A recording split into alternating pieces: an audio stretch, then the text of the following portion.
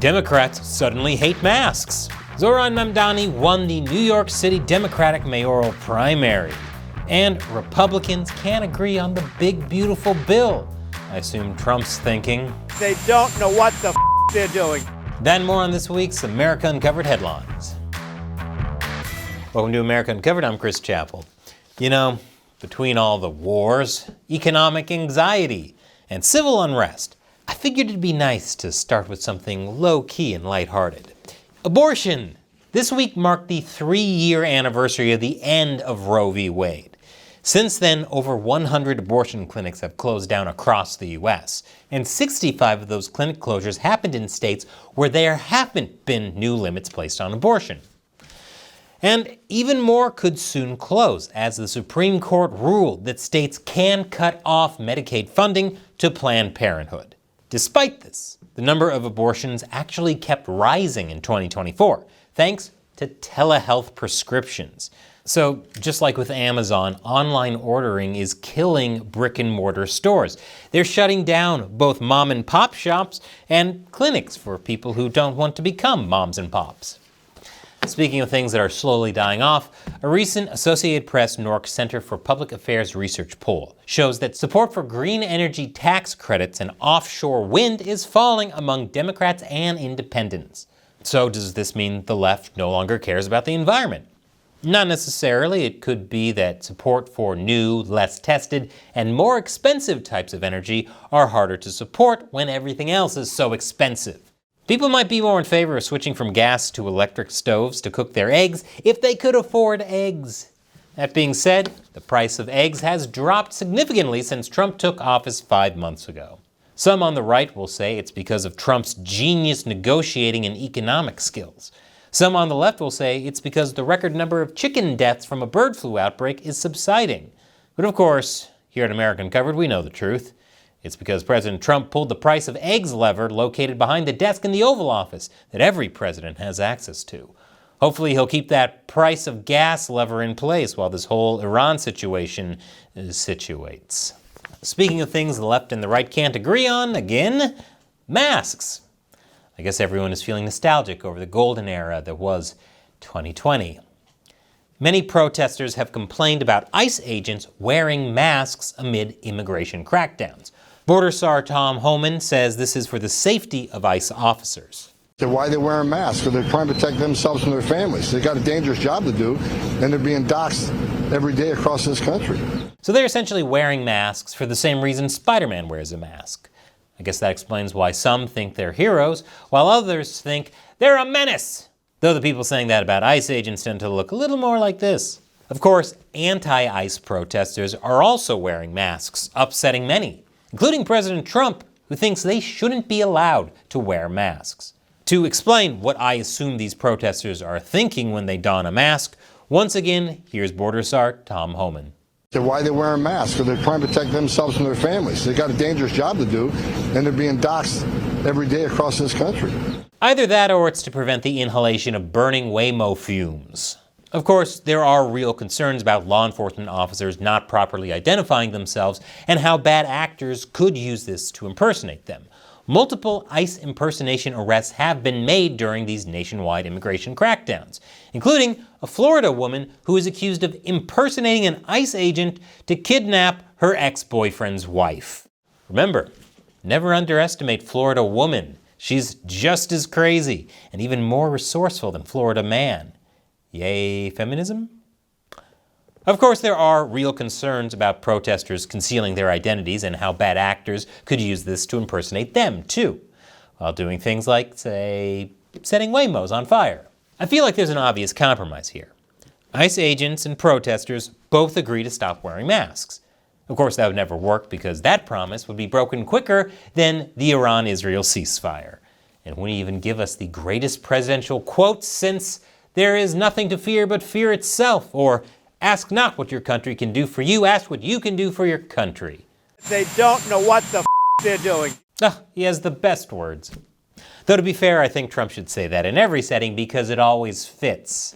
And after the break, Zohran Mamdani wins the New York City Democratic mayoral primary, setting everyone up for yet another very interesting November, at least in New York. Welcome back. Zohran Mamdani has declared victory in the New York City Democratic mayoral primary, as disgraced former New York Governor Andrew Cuomo conceded. This was a come-from-behind victory for Mamdani, who was trailing Cuomo in the polls until just this week, which is surprising that it wasn't Cuomo who snuck up from behind someone without them expecting or wanting it. Mamdani won by over 7 percentage points, killing Cuomo's hopes of becoming mayor faster than his policies killed grandmas in nursing homes while he was governor. Still no consequences for that, by the way.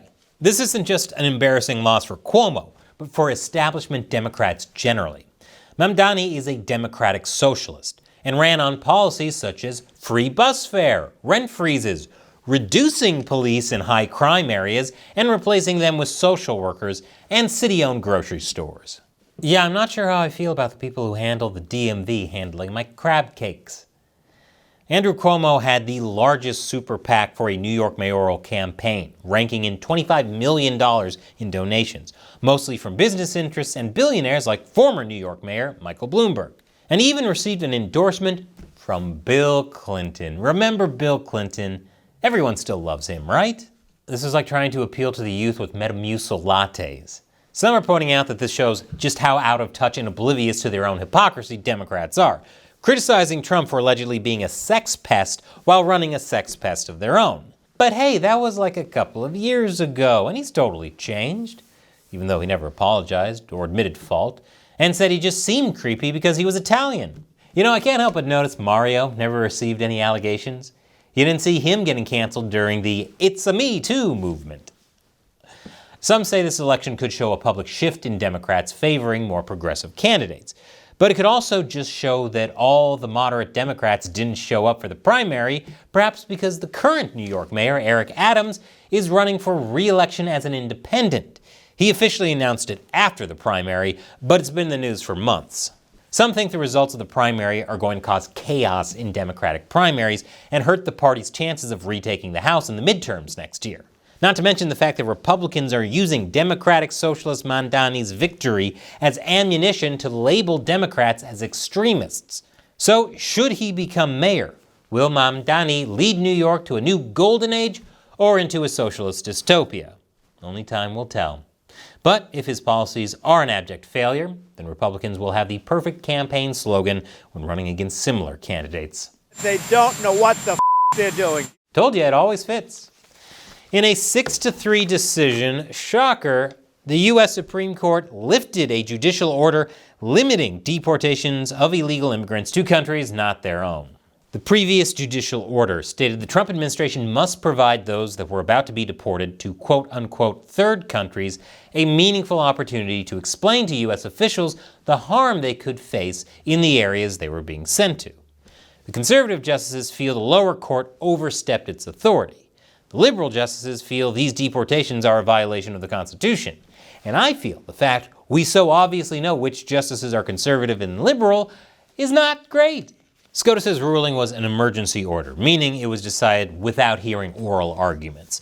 So this practice stands for now, but could be brought back and reevaluated by the court in the future. But I'm feeling like I have another one of my great ideas. For every 100 illegal immigrants the U.S. deports to a third country, send one of them to Aruba. You do this, you'd have some American citizens pretending to be illegal immigrants for that opportunity. This way, it's a little more humane, and we can get rid of all of our degenerate gamblers. Speaking of things that are seemingly a big gamble, the big, beautiful bill. Senate Majority Leader John Thune told Axios he's planning a make-or-break weekend vote on the BBB, with voting beginning on Friday. If passed, it'll be sent to the House for its final approval. Trump wants it on his desk to be signed before July 4th. Partly because that's when Congress goes on a recess, and also probably because nobody likes signing anything when you still got the meat sweats from all those Independence Day hot dogs. Nothing says "screw you, Britain" like processed, nitrate-filled beef? ? Thune says senators will stay in D.C. until the bill is passed, as they figure out ways to slim it down. Locked in while figuring out how to slim something down? It sounds less like congressional compromise and more like fat camp.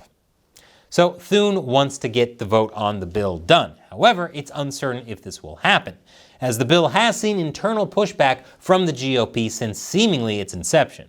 And Senate parliamentarian Elizabeth McDonough rejected key Medicaid cuts in the bill, which could force Thune to scrap his plan to bring it up to a vote this weekend altogether.